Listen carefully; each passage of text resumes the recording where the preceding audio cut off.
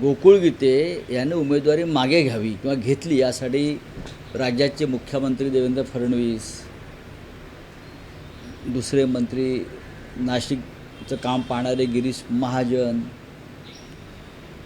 स्वतः उपमुख्यमंत्री आणि अमित शहाच्या पक्षाचे शहासेना प्रमुख, पण त्यांना ते म्हणाले ना ते प्रमुख आहेत म्हणून, शहासेना प्रमुख एकनाथ शिंदे यांनी प्रयत्न केले, उमेदवारी मागे घेतली, तरी लोकांनी कसं काय मतदान केलं हा चमत्कारच म्हणावा लागेल. आणि हे सगळे मतदार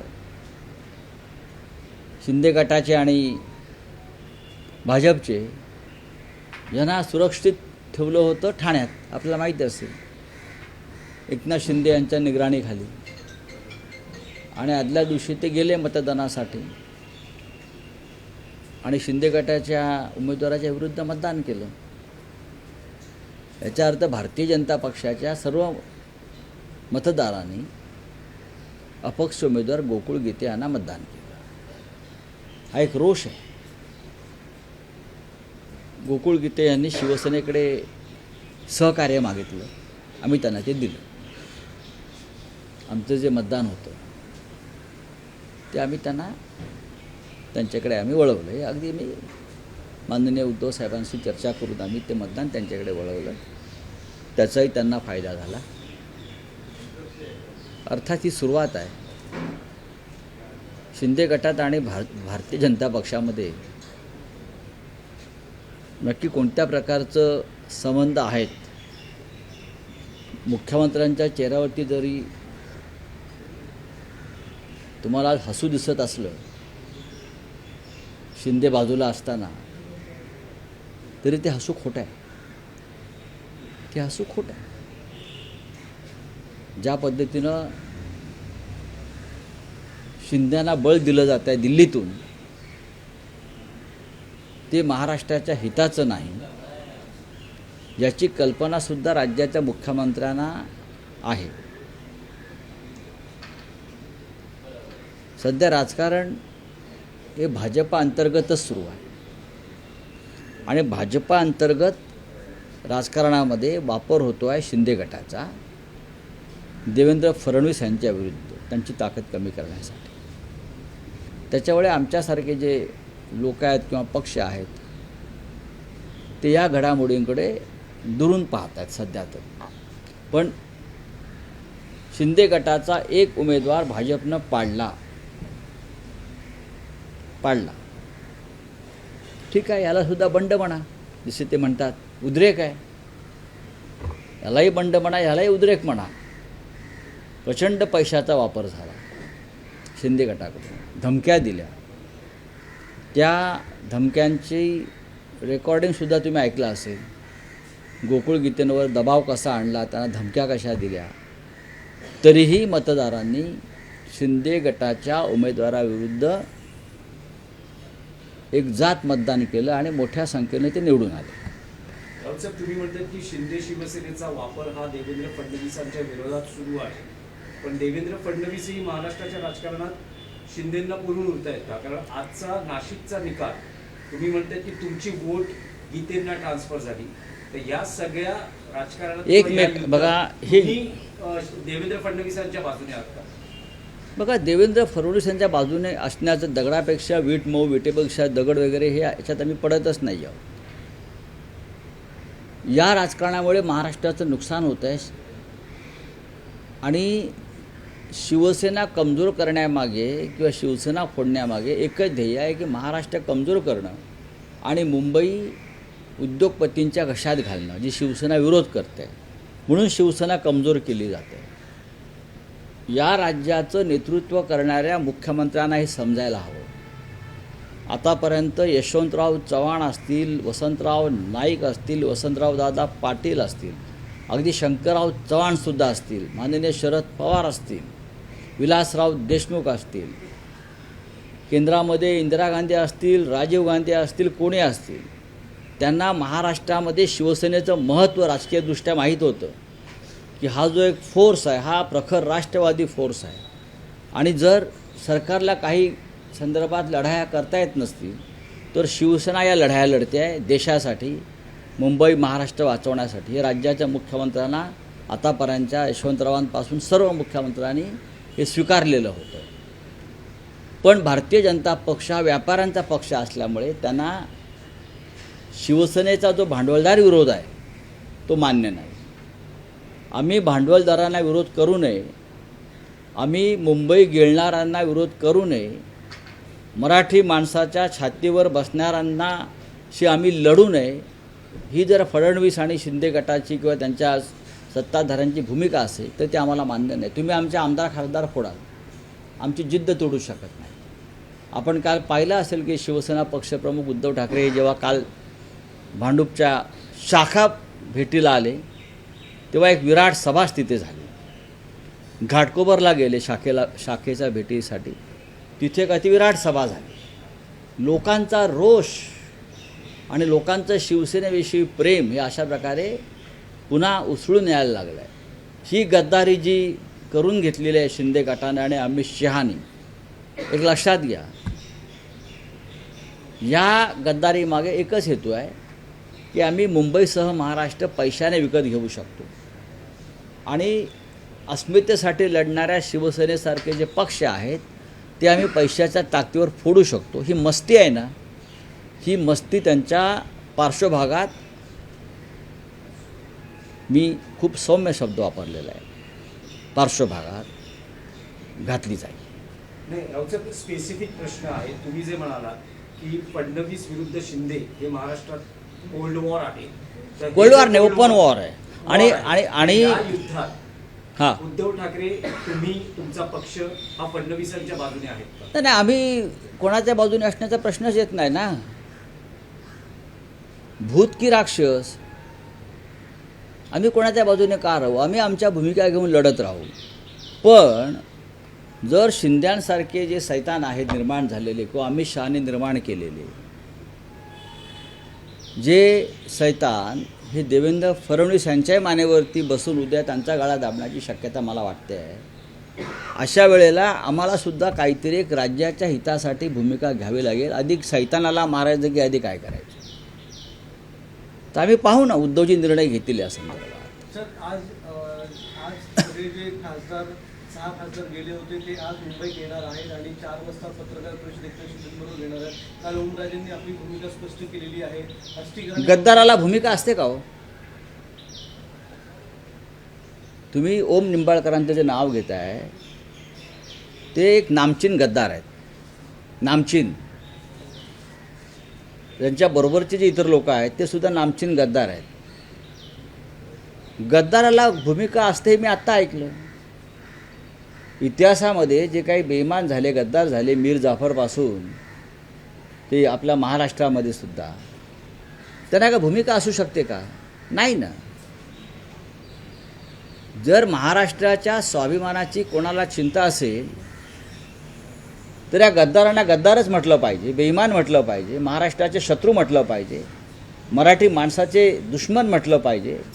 आणि त्यांना कोणती भूमिका आहे या भूमिकेतून तुम्ही सगळ्यांनी बाहेर पडलं पाहिजे. शिवसेना तोडणं म्हणजे महाराष्ट्राचे तुकडे करणं आहे आणि अमित शहा ते शिंदे गटाच्या माध्यमातून करतायत.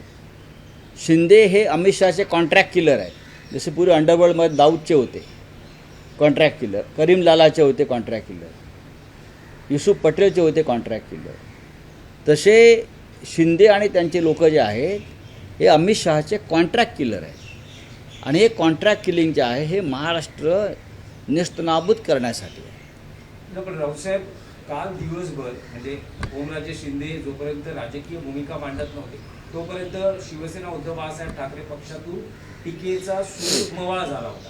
पण जशी त्यांनी राजकीय भूमिका घेतली, शिंदे शिवसेनेबरोबर जाणार असं त्यांनी म्हटलं, तेव्हा आता पुन्हा एकदा त्यांना गद्दार आणि सगळ्या गोष्टी पुन्हा बोलल्या. नाही बघा, तुमचं कारण त्यांची मनधरणी करण्याचे प्रयत्न झाले, त्यांची अजिबात त्यांची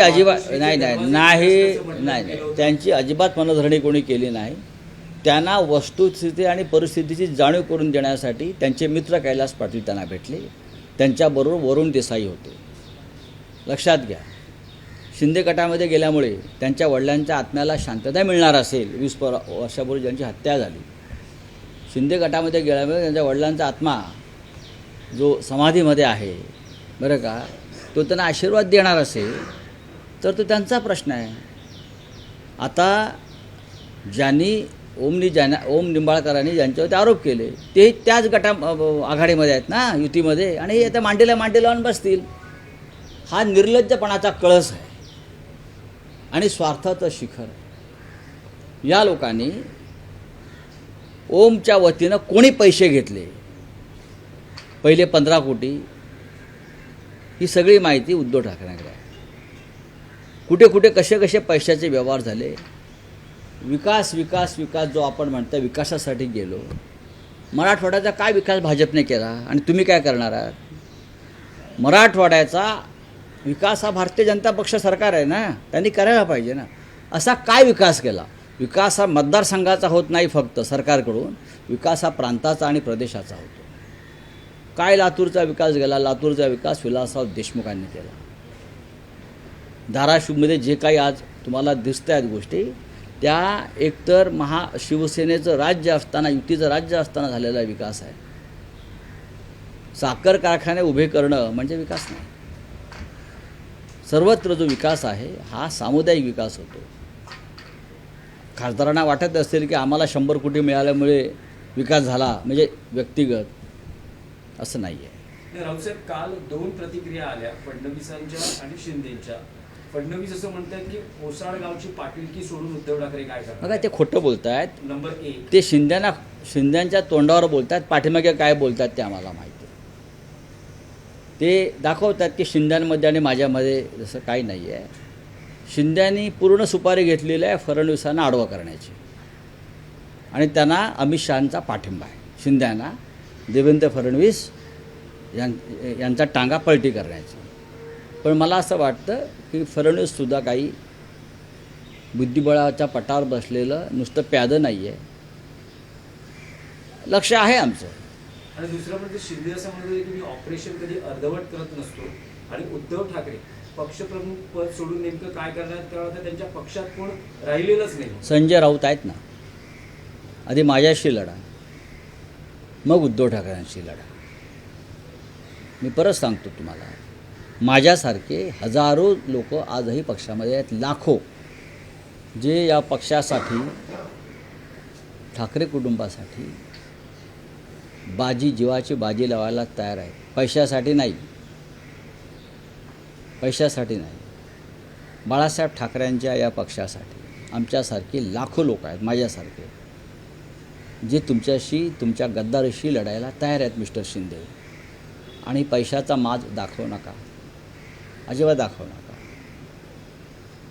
तुम्ही माणसाचं जे जीवन आहे ना, ते क्षणभंगूर आहे. बघा अजितदादांचं काय झालं. एवढी मस्ती दाखवू नका. आज आहात, उद्या नसाल. मिलिंद नार्वेकर यांनी भास्कर जाधव यांच्याशी नाराजी व्यक्त केली आहे. थेट फडणवीस यांना याच्याकडे उद्धव ठाकरे यांनी दिलेल्या पत्राची अंमलबजावणी करण्यास सांगितले आहे. भास्कर जाधव यांच्यामुळे मानसिक त्रास होत असल्याचे म्हटले आहे. काय याचं प्रश्न काय? नाही, काल जो एकूण प्रकार झाला कुठला? दिनाच्या सोहळ्यात, हो, पण मला माहीत पाहिजे ना काय. इंटरव्ह्यू करत असताना, भास्कर जाधवांचा इंटरव्ह्यू होत असताना मागे मिलिंद नार्वेकरांची गाडी होती, हॉर्न वाजवले जात होते, आणि त्यावेळेस जी भास्कर जाधवांची प्रतिक्रिया आली, मिलिंद नार्वेकर कोण, मोठा लागून गेला का वगैरे अशी. आणि त्यानंतर आता जे सुरू झालंय, नार्वेकरांनी म्हटलंय की फ्रस्ट्रेशन आहे भास्कर जाधवांचं, त्याला विरोधी पक्ष जात नाहीये, त्याचं फ्रस्ट्रेशन. हे दोन्ही लोक पक्षाचे महत्त्वाचे लोक आहेत. भास्कर जाधव असतील किंवा मिलिंद नार्वेकर असतील, पक्षाचे महत्त्वाचे लोक आहेत. मला असं वाटतं की सार्वजनिक मतप्रदर्शन करण्यापेक्षा संयमानं वागलं पाहिजे. आणि जर संयम कमी पडत असेल तर थोडा माझ्याकडून घ्या. माझ्याकडून थोडा संयम घ्या, आणि मग त्या संयमाचा वापर सार्वजनिक जीवनात करा. हा तुमचा सल्ला आहे तुमच्याच पक्षातल्या नेत्यांना? माझे सहकारी आहेत दोन्ही, भास्करराव जाधव काय, आमचे मिलिंद नार्वेकर काय. पक्षाला सध्या संयमाची गरज आहे. थोडा संयम पाहिजे अंतर्गत बाबीमध्ये. ज्या गोष्टी बंद खोलीमध्ये आपण बसून चर्चा करू शकतो ते सार्वजनिक करू नका. माझ्यावरसुद्धा असे प्रसंग आले, पण मी कधी जाहीरपणे याच्यावरती कधी मत व्यक्त केलं नाही. या दोन आमच्या सहकार्याने सुद्धा त्याबाबत थोडं पथ्य पाळावं, संयम पाळावं, संयमाचे धडे द्यायला मी तयार आहे. राऊतसाहेब, आणखी आहे की आज विधिमंडळाचं अधिवेशन सुरू होतं आहे, त्यातच ऑपरेशन टायगर खासदारांच्या पक्षफुटीनंतर आता सगळं लक्ष आहे शिवसेना उद्धव बाळासाहेब ठाकरे पक्षाच्या आमदारांकडे. आज उद्धव ठाकरेंनी आमदारांची बैठक बोलावली आहे आणि ते आमदारांना मार्गदर्शन करणार. का आमदार काय 20 आमदार आहेत आमचे. 20 पैकी 16 आमदार की 13 आमदार असे आकडे सांगितले जातात. नाही 20 पैकी 27 असतील. 20 पैकी 27 असतील. कदाचित परिषदेतली मिळून पण सुनील राऊत कुठे आहेत? ते गेले का सोडून? नाही ते 20 आमदार चाललेत म्हटले. आणि थोडा हे नाही सांगतो मी तुम्हाला. अरे हे 20 आमदार आहे, यातले 10 मुंबईतले आहेत. 10 मुंबईतले आहेत, लक्षात घ्या. हो हो बघू ना.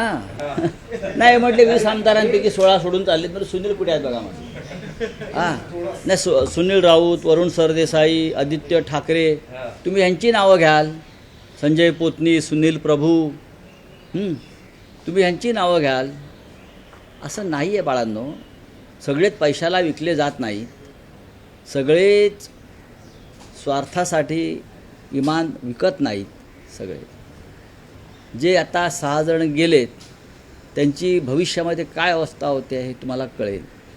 चला धन्यवाद. सर, राम मंदिर को एसआईटी रिपोर्ट आने वाला है. हाँ तो आने दो ना. आरोप लगाया जा रहा है कि सीबीआई और ईडी से इंक्वायरी क्यों नहीं कराई गई. देखो आज मैंने देखा है कि हमारे जो साथी हैं संजय सिंह आपके बहुत बढ़िया बात कही है.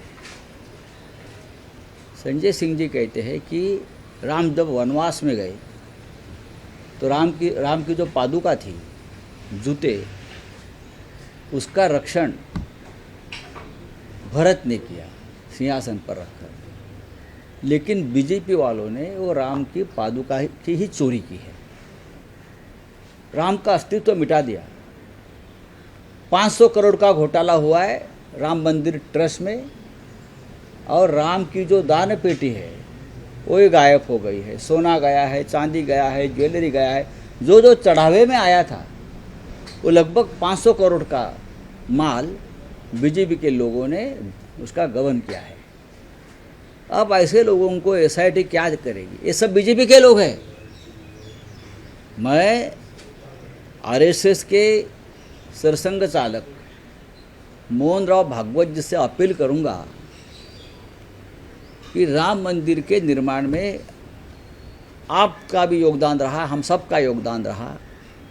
और जिस तरह से राम मंदिर को लूटा जा रहा है, अब राम मंदिर को लूटने में तो गजनी तो नहीं आया ना, अलाउद्दीन खिलजी तो नहीं आया ना. अब बोलते हैं ना मुगलों ने लूटा मंदिर, तो ये नए मुगल है बीजेपी के जो मंदिर लूट रहे हैं.